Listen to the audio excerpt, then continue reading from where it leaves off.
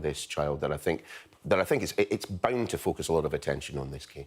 Yeah, absolutely. And the jury, when they were shown it yesterday, I think, you know, the prosecution sort of were trying to emphasise that the whole point of their case here is that they're showing a lack of neglect, a lack of care, they're showing a lot of neglect. But the defences are arguing, you know, this baby was well cared for, they did everything they could. This was the first time today, though, in court that Constance Martin was in the dock for her trial. Mark Gordon has been there all this time, but it was really interesting watching the dynamic between them. They were speaking a lot throughout it as the prosecution were presenting their evidence. Among some of the stuff we saw today was, of course, this all started, this manhunt, this police investigation on the 5th of January when that burnt-out car was found on that motorway in Bolton. Remember it well. The amount of items that they had in the car was quite extraordinary. The prosecution took about, I'd say, 4 minutes listing everything. Bags of clothing, men's clothes, children's clothing, nappies, toiletries, a lot of paperwork, awful lot of notebooks. And also some handwritten notes. 23 handwritten notes were found, and in one of them, in which we will be bringing to viewers later, you can actually see scribbled in someone's writing, "I am not worthy, I'm not grateful." And I think that is beginning to paint a picture of what might be going on with these two defendants. The couple, of course, were arrested back in the February last year, and part of the prosecution's argument is that they did buy a buggy for this child at the end of January, but in the same day, in a matter of hours, the jury watched, in this moment here, this is Whitechapel in East London, within about 6 minutes, they decided to dispose of that buggy, and prosecution argued that is the point in which the baby is then transferred into this bag for life, this shopping bag. The couple then travel, as you can see here, to Newhaven. This is Mark Gordon allegedly carrying said shopping bag, which at some stage the prosecution argued contained that baby. What was telling in what the prosecution was saying to the jury today is that at times in this footage, you can see the bag blowing in the wind, suggesting that it might be empty. And here again, the couple travelling through Newhaven, which we know is where they were eventually arrested, as I say, this time last year. I just want to end by bringing you a striking quote that we ended on in court today via a witness in Brighton. Eventually, the couple were found down in East Sussex. And she had said she'd made contact and seen the couple walking towards her in a park. And she said that Constance Martin was holding the baby in a sling. She was holding the baby, this witness said. It was wobbly, it was unsteady. I didn't see the baby move. I didn't hear any sound from the baby. It was small and thin. She then said there was no colour in that baby. It was white, it had died, it was dead. Both Constance Martin and Mr Gordon deny all charges against them. Ashna, thanks very much indeed. Now, still to come on the UK tonight, the campaign to save the XL bully as the ban in England and Wales comes into force at midnight. Also ahead, the record label pulling its artist music from TikTok in a row over royalties. All that after this.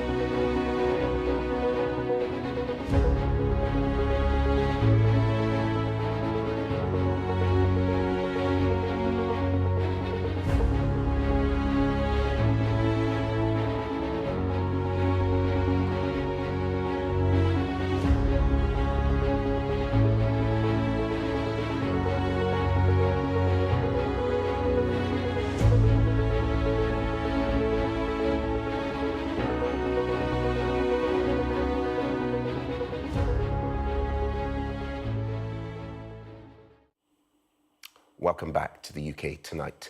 The deadline has now passed for owners of XL Bully dogs to apply for a certificate of exemption to keep their pets before a ban on the breed comes into force. From midnight, it will be a criminal offence to own an XL Bully in England and Wales without registration. Those without the one could face a criminal record and have their animals seized. Lee Catherine Solway, spokesperson for Save Our Bullies, joins us now from Cardiff. Great to have you on the programme, Lee Catherine. Thank you.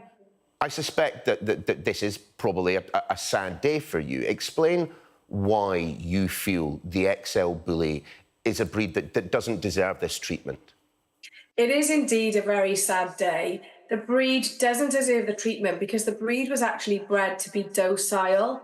Unfortunately, any breed of dog with the wrong owner is going to become problematic. So it isn't just about the breed, it's about ownership and responsibilities that come with ownership of a dog.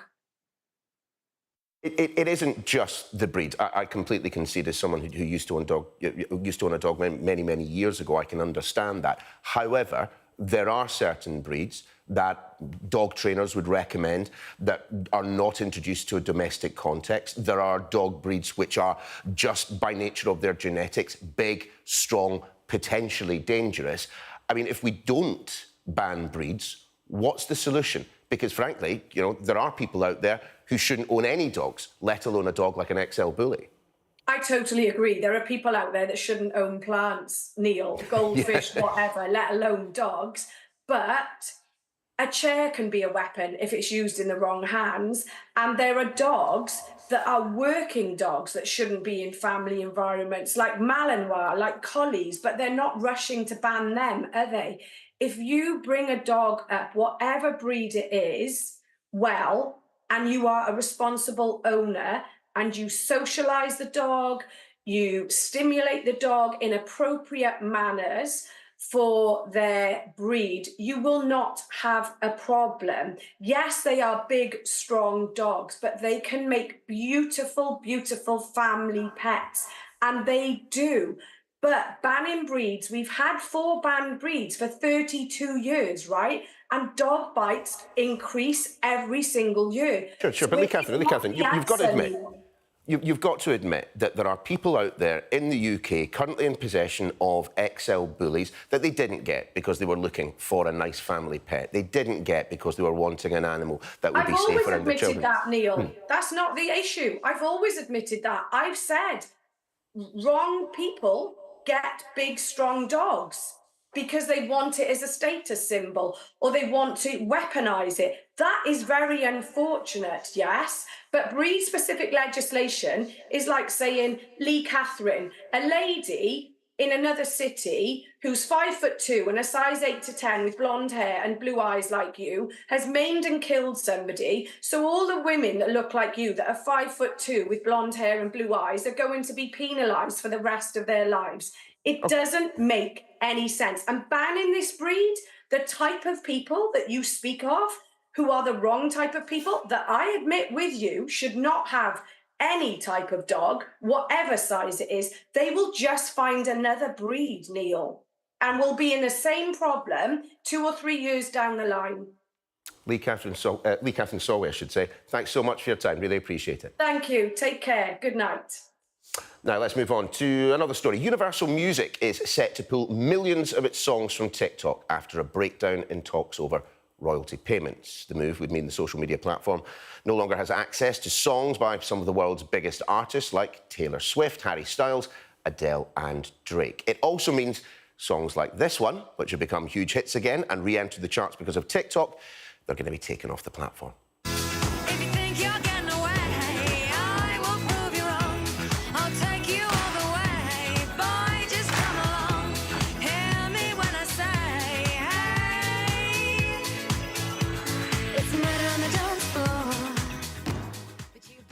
That was, of course, Murder on the Dance Floor by Universal artist Sophie Ellis-Bextor, which recently reached number 2 in the charts more than 2 decades after it was first released, partly due to its popularity on TikTok after being featured in the film Saltburn.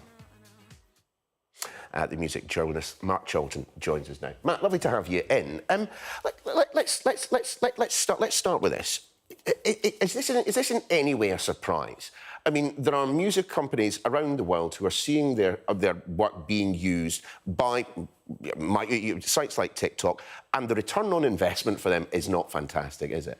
Well, there was a sense of inevitability. I mean, the actual news was a surprise because it seemed to come from nowhere, but there was a sense of inevitability because it's old media versus new media. Yeah. Again, it was always heading towards a certain point, and there was going to be a fallout at some point, and it's today. I mean, does Universal not have a point? I mean, this is a website, a platform, I should say, with over 1 billion users. Their songs are getting played time and time and time again, admittedly in small chunks. And as a percentage of their revenue, I think it's single digits, perhaps even as much as 1% of Universal's revenue. Yeah, it's tiny. It's really tiny.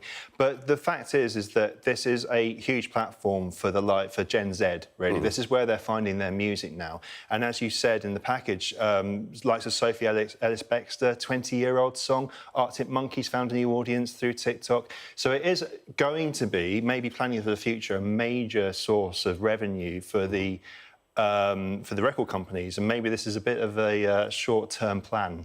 One artist who's not associated with Universal, Kate Bush, of course, and Running Up That Hill, which became popularised again because of Stranger Things and then clipped up online. I mean, fantastic song to start with. It's okay, yeah. Is Universal perhaps shooting itself in the foot a little bit here? As you say, the Sophie Ellis-Bextor song, 20 years it's been out and about. Saltburn comes along, the film Saltburn comes along and raises its profile, and then she gets involved again. It starts selling, it's number 2 in the charts. I mean, would Universal have got that without the TikTok hits? It's hard to tell who's shooting themselves in the foot at the moment, because the really surprising and I have to say slightly entertaining thing about today is they both came out with public letters to each other, and it's like sort of sitting next to a couple in a restaurant who are breaking up and sort of half listening in and being quite entertained by it. And they both came up with quite scathing things. TikTok accused Universal of false narrative and rhetoric, and they said that Universal said TikTok's unwillingness to strike anything close to a market rate deal and meaningfully address its obligations as a social platform. So it's a whole clash between the two. See, I wonder if it's about another of the things that TikTok, that Universal has accused TikTok of trying to build a music-based business without paying fair value for the music, absolutely, but effectively sponsoring artist replacement by artificial intelligence, allowing their particular platform to be flooded with AI clips. I mean, on that, surely Universal has a point. It's completely the Wild West at the moment. We are in such early days of AI that we'll look back on this and just think it sounds like computer game music from the 1980s. So, and the problem with the record companies is they've been behind the tide pretty much since streaming started to happen and pirating started to happen. Yeah, Napster, for goodness sake. Yeah, exactly. They've been playing catch-up ever since then, and they just always feel a threat, and they always try and push back against it as opposed to go, how do we fold this in? How do we make this work in the next 20 years' time? They immediately go, no, put the gate down, that's it, we're not playing anymore. Are there any signs that this is an issue for organisations other than Universal? I mean, if the music industry were to speak with one voice on this issue, well, it would be very interesting, but you could expect at that point for TikTok to actually start thinking about paying artists a little bit more money. Well, maybe, but I mean, the Universal Music Group is the biggest record company in the world, and, and not just the artists you've mentioned, the Beatles, for goodness sake, Bob Dylan, they're all on there as well. And Warner have already signed a new contract. TikTok said that today, so they have been in discussions with all the, I think it's the big 3 now, it used to be the big 5. If they did, as with anything, talk with a unified voice, that might make the difference. But TikTok is just this behemoth now, and that everyone's slightly scared of in the entertainment industry, not just music. It's this unknown quantity at the moment and very early days. See, a thought just occurs, having mentioned Napster, which for younger viewers was one of those kind of platforms on which you could share pirated music, essentially, back in the day. I'm just wondering if this isn't that far away from what Napster did. I mean, you have, admittedly, sections of songs being clipped up and used for other purposes. There's no direct license between that artist and the individual who's made these videos. People are profiting, I suspect, from the TikToks more than the artists are profiting from the TikToks. Yes. Is this not perhaps a kind of a 21st century streaming version of the Napster problem. I guess the difference is with Napster, it was sort of seen as a Robin Hood type thing at the time because record companies were charging £15 an album to teenagers, and that came along and democratised it a little bit and then made them do something about it. TikTok is this multi-billion-dollar organisation in China with some iffy background that we don't really know about. So there's no real way of saying, oh, they're the heroes, they're going to teach the record companies a lesson. It's really, I think it's meeting in the middle here, and it's a lot of gunboat diplomacy at the moment. It feels like it, doesn't it? It feels like it. Matt, pleasure to talk to you. Thanks for coming in. Now, a bit of a change of story. Current and former footballers have come together today to sign a pledge committing themselves to publicly push for racial equality in football.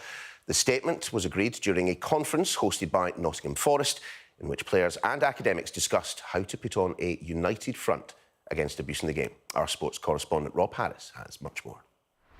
Footballers past and present uniting to fight racism, sharing the pain felt on the pitch. When you stop playing, sometimes your colour comes back. It does come back pretty quick.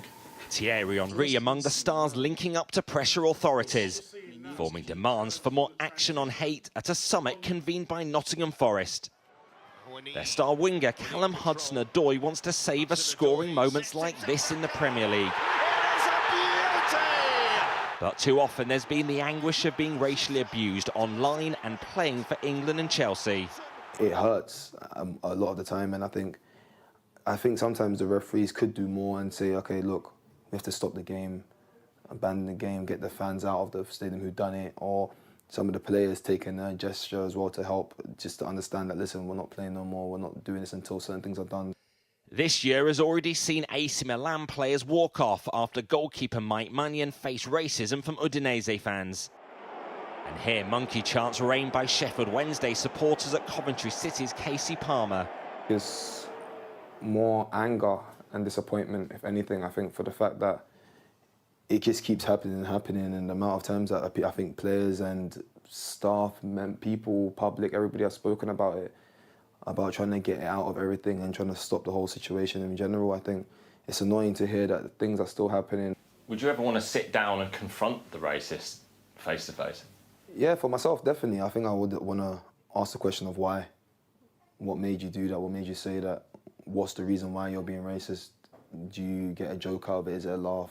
I think for us, that puts us off the game. I think our mentality already straight away goes, and we don't want to be a part of the game no more, regardless of how the game is going. I think your mentality already just goes because of the fact that you feel ashamed, you feel kind of embarrassed, and you don't feel yourself on the pitch. I think for the next generation that will come up after us, hopefully that what we're doing now benefits them for when they're coming up. Players using their platforms demanding football leaders use their powers to punish racism and eradicate it. Rob Harris, Sky News, Nottingham. Coming up next on the UK Tonight, the macaque monkey still on the run in the Scottish Highlands. Also, why Formula One has rejected attempts from F1 legend Mario Andretti to enter a new team into the grid next year. That's next.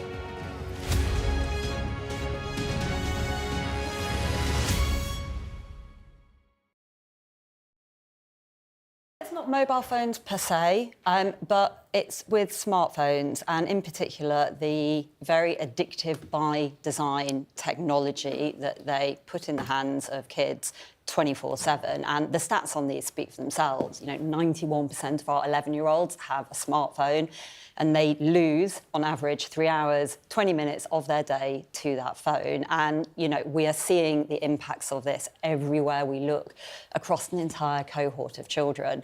So our issue is, by all means, give your child a phone. If we can have a GPRS phone, text functionality, a phone that they can call people on, fantastic.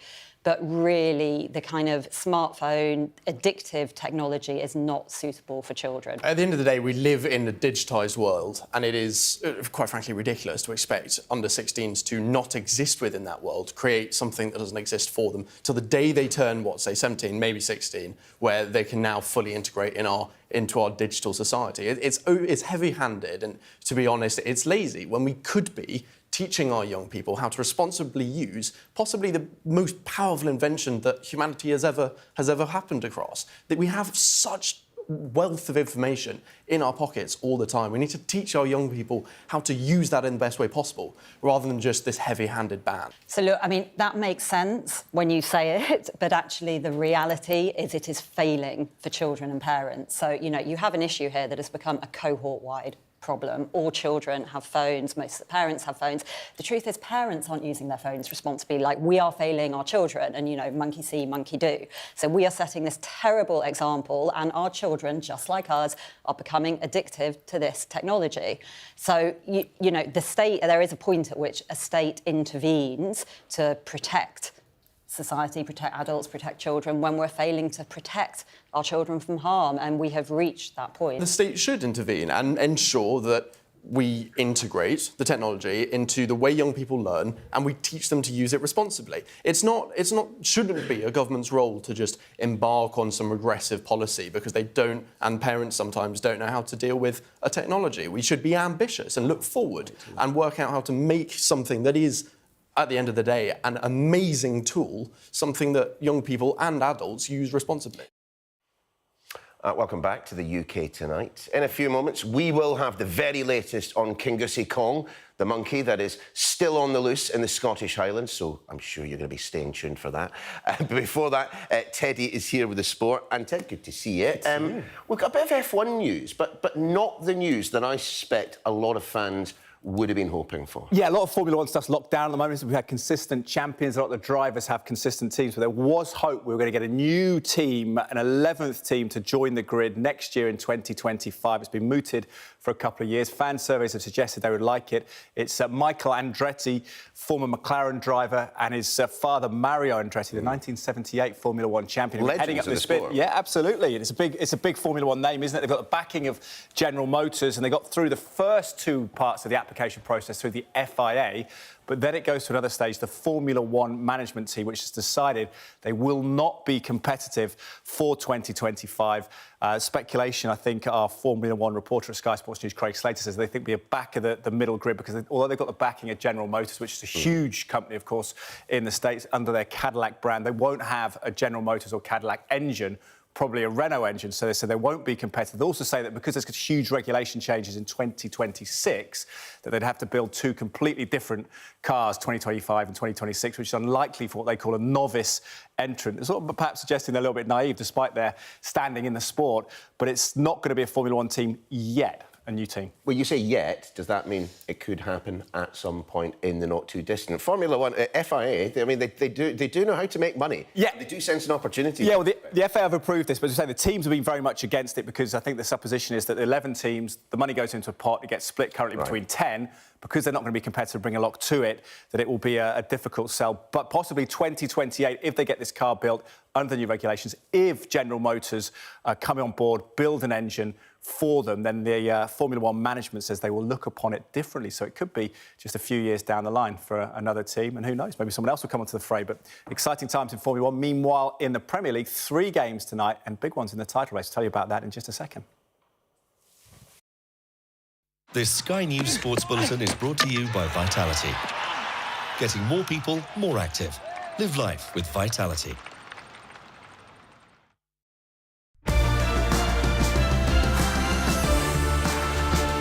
I enjoyed the game in Scotland. I thought not a qualifier, but Scotland were really going well and the atmosphere on the night was brilliant.